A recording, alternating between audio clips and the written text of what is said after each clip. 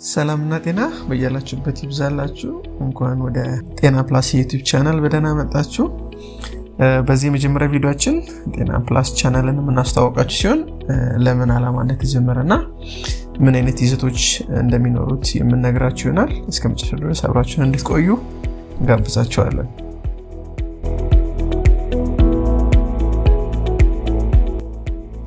ጤና ፕላስ በጤና ባለሙያዎች የሚዘጋጁና የሚቀርቡ የተለያዩ ጤና ነክ ጉዳዮችን ወደ እናንተ የሚያደርስ ሲሆን ዋና ዓላማው ደግሞ እውነተኛና በጥናት ላይ የተመሰረቱ የተለያዩ የጤና መረጃዎችን ቀላልና ግልጽ በሆነ መንገድ እንዲሁም ደግሞ ተግባራዊ ሊደረግ በሚችል መንገድ ለተመልካቾች ማድረስ ነው።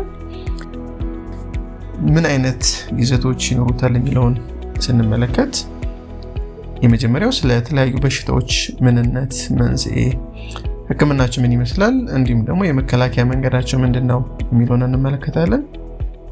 ሁለተኛ መድኃኒቶች እንዴት ይሰራሉ፣ የተለያዩ የምንወስዳቸው መድኃኒቶች በየዕለቱ የምንጠቀማቸው ሊሆኑ ይችላሉ፣ እንዴት ይሰራሉ፣ ትክክለኛና ደህንነቱ የተጠበቀ የመድኃኒት አጠቃቀም ምን መምሰል አለበት፣ መድኃኒታችንን እንዴት መያዝ አለብን የሚሉት ላይ የሚያስተምሩ ይዘቶችም ይኖሩናል።